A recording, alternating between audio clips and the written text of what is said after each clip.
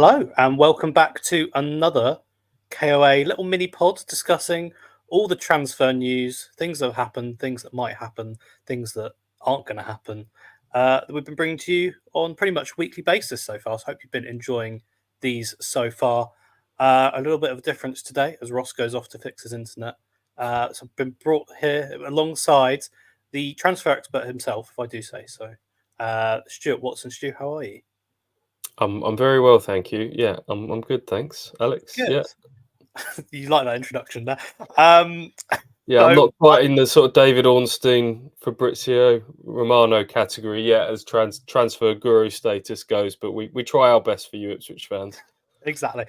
You know what? I think within the Ipswich sphere, you're close enough. So I've been off for a week. Come back into this week.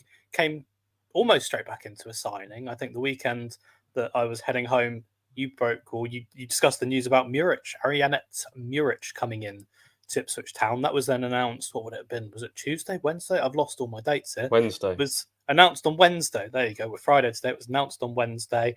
A deal that's understood to be 8 million as kind of a baseline fee, going up to maybe a little over 10 million.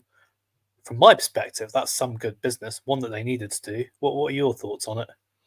Yeah, I'm glad the goalkeeper situation hasn't rumbled on. We talked about not being able to agree that contract with Hladky, which I think there's an element of sadness involved from everyone. He was such a key part of promotion for Ipswich last season.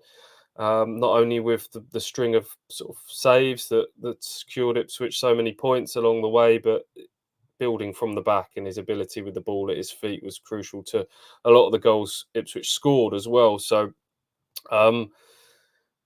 slightly sort of strange that they couldn't really meet somewhere in the middle on that contract. It sort of didn't look like there was going to be any difficulty there. He wanted to stay, the manager wanted to keep him. But somehow they weren't able to agree terms. And then it raised the big question. Ipswich have now got to go out and not only sign a goalkeeper, but sign a goalkeeper that's Premier League standard, but that is also ticks a lot of these style boxes that they need from a goalkeeper. And hopefully, Ari Jeanette Muric, Arrow is his nickname, will do just that. He's 6'6" tall. He came into, well, the first thing to say, he was as a key member of Burnley's championship title winning side a year or so ago. Lost his place to James Trafford upon promotion, but got the nod for the final 10 games as Burnley were battling the drop. And yes, there was a couple of real high profile errors in there, but overall a lot more good than bad. And his save percentage, I think in the end topped all goalkeepers in the Premier League, saved something like 80% of shots that he faced, and decent with the ball at his feet as well, which is crucial. So pleased that Ipswich have got this goalkeeper situation sorted relatively early in the summer. Trying to unmute myself there. Yeah, there's a lot to like about him as a personality in terms of the fit, and we talk about the fit stylistically. He's spoken about the fit stylistically as well, wanting to play out from the back, being a good shot stopper, all the key characteristics that you need to be a brave goalkeeper to play in this Ipswich Town system, but as well someone that's only 25. You think about how long goalkeepers can go and play for. You see them at the moment going 35 up to 40. So this is right at the start of his career, someone as well that's come through at an elite academy. And we've spoken about the importance of that as well. When you look at Liam Delap, yes, he might not have had this incredibly glittering run of loan spells, but if you're good enough to be in that academy setup, you are going to be a good player. There's no doubt about that. And at least from my perspective, getting that kind of deal done, admittedly from a relegated side, one who might have felt a bit of pressure to sell, knowing that Muric wasn't too happy, I don't think, with how last season went and the way he was treated, the game time that he had.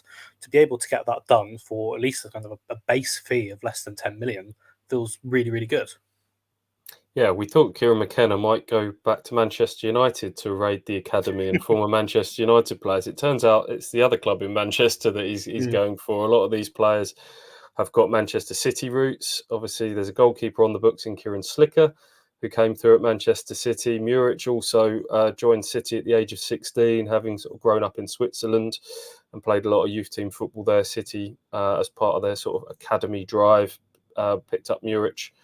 And he's come through the ranks there. He's played a handful of League Cup games under Pep Guardiola. I note that in an article from The Athletic, Pep allegedly told friends quite early on that he thought Muric would be good enough to play centre-half. He's that good a footballer. So that'll be music to Ipswich Town fans' ears. I had to use the phrase "good feet for a big man" when you're hearing sort of terminology about him being a really good footballer and he's 6'6". Not a phrase you normally hear with goalkeepers. It's normally a beanpole striker that you hear that phrase used with. But yeah, on the face of it, I think this is hopefully a good signing for Ipswich Town. As you say, 25, no age for a goalkeeper. And it was important that situation didn't drag on, because I think the relationship between your goalkeeper and your defensive unit is vital, that Ipswich have as much time as possible on the training pitch to kind of work on that. So it's great that he's been able to link up with the rest of the team in Austria this week for the camp, and will feature in one of these two games against Shakhtar Donetsk on Saturday. Yeah, it's important. I think that they're getting in so many bodies so early on and getting everyone to gel so quickly.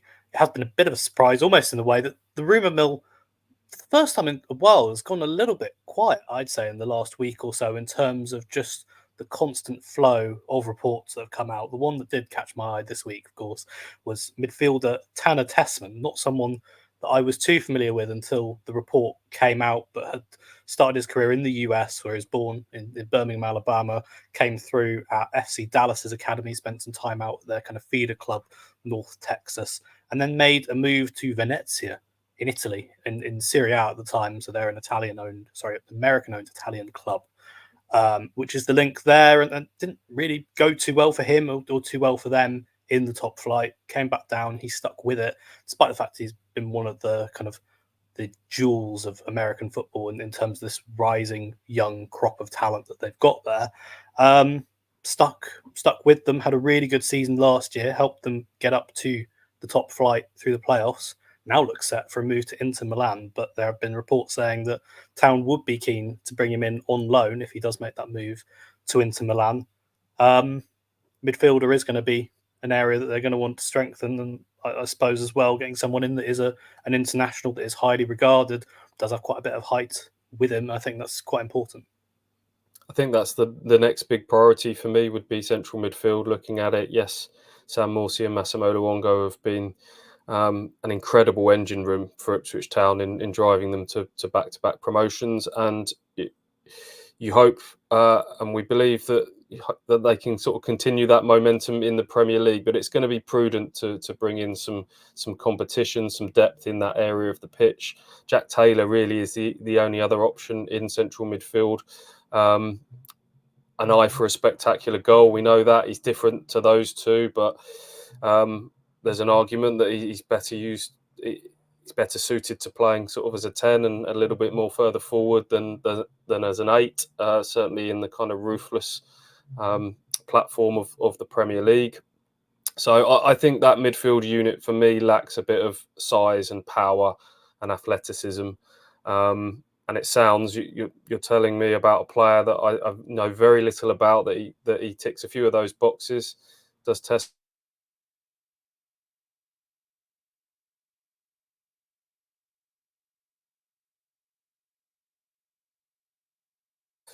restricted to 2 domestic loans, but you can add as many foreign loans on top of that as you wish, from what I gather. So that would help them fall within various squad rules as well. So yeah, not a name I know loads about. I need to go away and do a little bit of reading up and watching of Tessman, but an interesting link.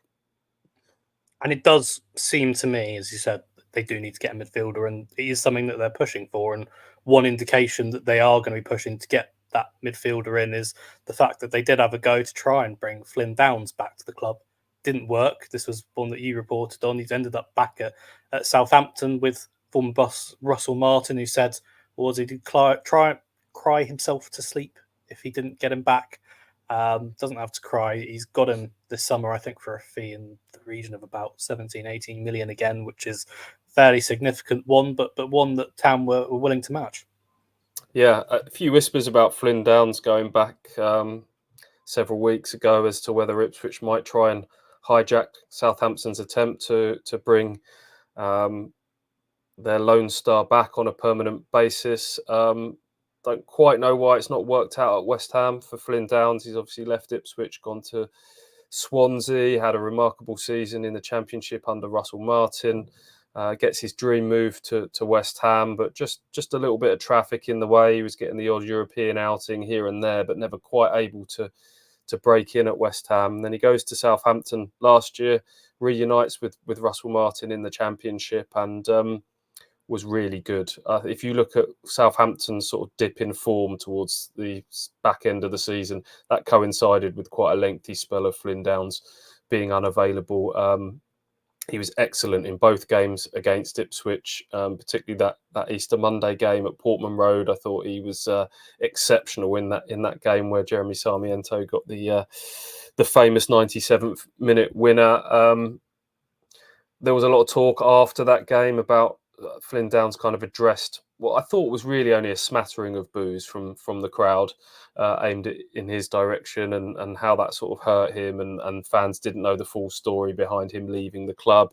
For me, that was never going to be a sort of a line in the sand to prevent him coming back if Ipswich wanted him, and they did want him, and it sounds like those talks got pretty advanced. They would have matched the bid that Southampton made, and I think Flynn Downes had a pretty big decision to make. And even right up until the start of this week, it was still very much in the balance. West Ham were or are away in their own pre-season camp in Austria, so there was a potential that he could have just shuffled across from one Austrian camp to another. But in the end, from what I gather, Southampton really sort of tugged at his heartstrings a little bit. You've got the quote from Russell Martin that you've mentioned. I think a few of his teammates have been on the phone as well saying, come on, you've got to stick with us, having got us promoted, you know it here. And in the end, he's opted for Southampton. But I know it's split people. A lot of people said, I didn't want him anyway, and move on sort of thing. For me, there's a little bit of a disappointment there because I like Flynn Downes. I think he's come on leaps and bounds. You could tell he was special when he came through at Ipswich. He's come on leaps and bounds since then. He's got something that you can't teach, and that's that real competitive grit about him. Technically really good as well, but it's not to be. He's picked Southampton. The reaction when they come up against him next season will be interesting. But as you say, it's a very firm indication that central midfield is an area that they're looking to strengthen.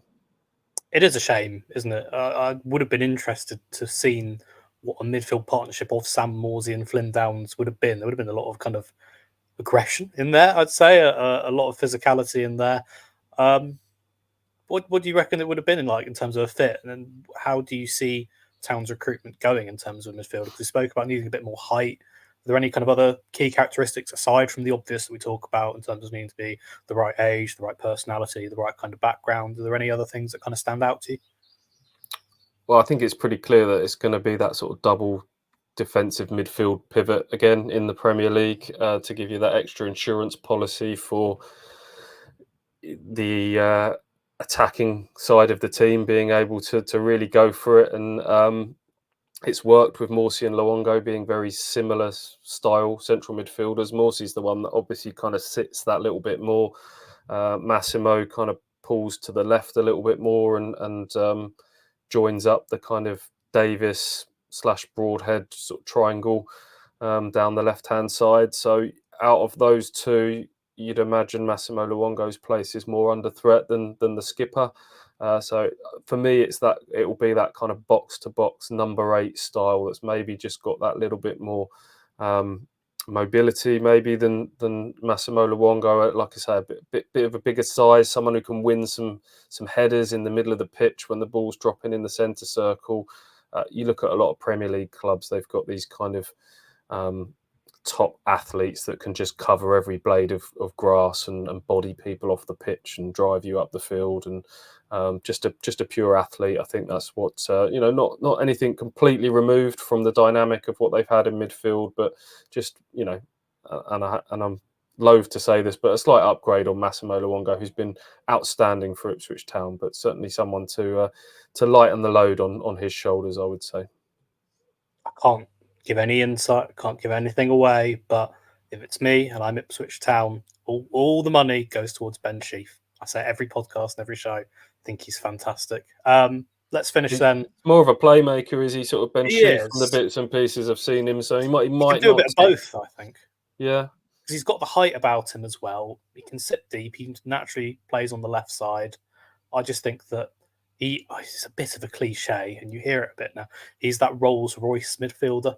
And there's just so much to like about him. The right age. He's got, I think, again, he's come from a Premier League academy.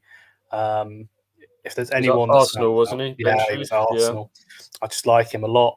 I know there's quite a few Town fans that do as well, and I think as well the balance with him and Sam Morsey would be really, really good. Someone who can drive on a little bit more, but also can get stuck in, do the defensive work, has the height about him, really good progressive ball carrier, all those different kinds of things. Yeah, like it a lot. Gone a little quiet on that front. He was one of the very first names linked to Ipswich Town, sort of in the days after promotion. I think it was the Sun that talked about him being sort of £10 million plus target. It's gone a little bit quiet since there, and Coventry manager Mark Robbins has kind of said that we're under no pressure to sell, and it's going to take club record fees to take our best players, because last summer they obviously lost people like Gyökeres and Hamer. Yeah, so they'll be loath to kind of see their crown jewels sold again for the second summer in a row, and maybe there's a little bit of brinksmanship going on at the moment, but maybe you're right. All roads may yet lead back to Ben Sheaf. We'll see.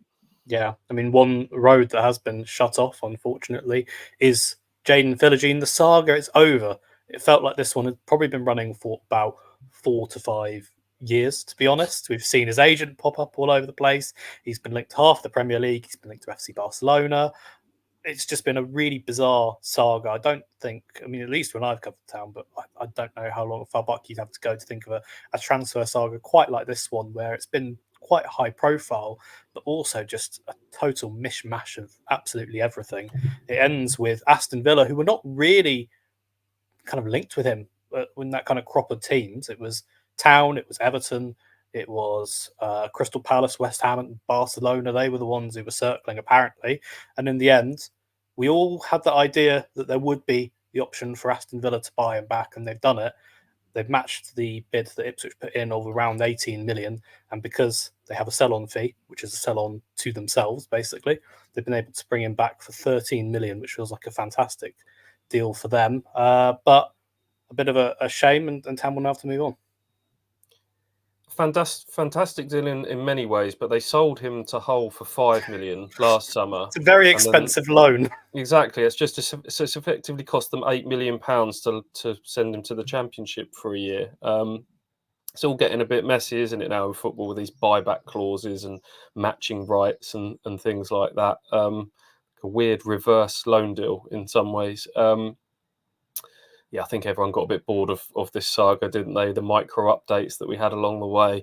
Although it did at least give us a moment where we had sort of headlines around a player would prefer to join Ipswich over Barcelona, which was another kind of pinch myself in just how rapidly this football club has progressed in the last sort of 2-3 years ago. I keep saying it, Ipswich were playing Morecambe and Forest Green and the like only, 2 years ago, and now we're talking about battling, inverted commas, Barcelona for a football player.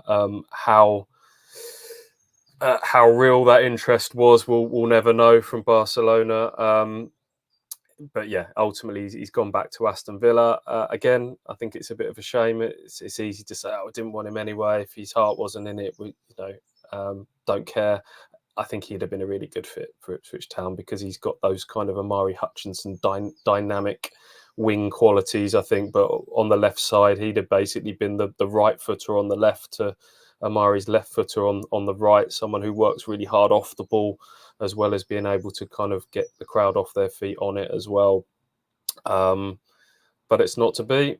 And that's another area of the pitch that Ipswich clearly are going to look to recruit in, whether it is a specific kind of dynamic left-sided attacker, which would essentially be replacing Jeremy Sarmiento, you would imagine so, or whether it's someone that's kind of versatile and can play that role as well as perhaps a striker role or a number 10 role. We know versatility is big for McKenna, but central midfield, I would say, is top priority number one, followed pretty closely by another player for that attacking unit being able to play on the left. Yeah, totally agree with that. And it is a bit sad we'll never see Amari Hutchinson on the right and Jaden Philogene on the left in an Ipswich Town team, because wow, what a wing duo that would have been. And it brings me to quite an interesting final question here. We've spoken about Town's recruitment, the way they want to do things. Now they're in the Premier League. Are they going to look abroad? Is it about recruiting from other Premier League teams? But quite a bulk of it has come from the Championship. There's value to be had, but you look at Liam Delap, obviously has come from Manchester City, but all of his experience has come in the Championship. Jacob Greaves come from the same area. Amari Hutchinson, I know, again, same kind of thing, but his experience has come from the Championship. And you look at Jaden Philogene and the same thing. And when we talk about who would you like over Jaden Philogene, a lot of us say Jack Clark at Sunderland. When you talk about midfielders, we've been talking about Ben Sheaf at Coventry. It's a very kind of Championship focused approach that I think a lot of fans have. I think I have, and it seems like the club have. What do you make of it, going down that route rather than maybe looking at what other Premier League clubs have, which I'm sure they will be doing, and obviously looking at what's abroad as well? I think it's pretty sensible. I can see the logic behind, if you sign players from the Championship, that's where you'll end up back at some point. Obviously, Ipswich's kind of own recent history. You look at the Paul Hurst summer where he took over from Mick McCarthy and signed kind of lower league all-stars from League One and League Two, because that was a level of football that he knew from his time at Shrewsbury. And Ipswich lost a lot of experience that summer, and relegation followed. I think this is slightly different, and I think you only need to look at the list of kind of English players of a similar age, early 20s, English talent who have had primarily Championship experience that have moved up to the Premier League. I would say the vast majority, having a look down the list that I've started to compile for a piece, the vast majority go on to make that club a healthy profit further down the line. And in Kieran McKenna, Ipswich have got the ultimate player developer, who is used to working with academy talent, is his background. We've seen how he's taken players to new heights that we didn't think was possible. If he can do the same with the likes of Delap and Amari, who we've seen, you think about where Amari was at when he first arrived at Ipswich to where he was at when he left. If he can do the same with, if he can take Amari to another level this year, if he can take Liam Delap and Jacob Greaves to new levels, 15-20 million pound players can very quickly become 30-40 plus million pound players when you look at the valuations of English talent these days. So I can understand some of the concerns about the lack of experience, but a very modern phrase, trust the process. I think we have to believe in Kieran McKenna and what he wants to do. Trust the process, and you can talk about the lack of experience, but you can't talk about a lack of ambition, because Ipswich Town have gone out, they've been ambitious, they've spent money, and 5 through the door so far. Hope you've enjoyed this little roundup of the last week or two in terms of the transfer split at Ipswich Town. Looks like there are a couple of areas to address now. If you want to have a little look at what might be to come, Stu's done a fantastic piece that's gone out this morning. We just had a look at the state of the squad, who might come in, who might go out, what are the areas they might want to improve in the coming weeks. And of course, we'll keep you all up to date with these videos on the pods, all of those different things. And we'll see you again soon.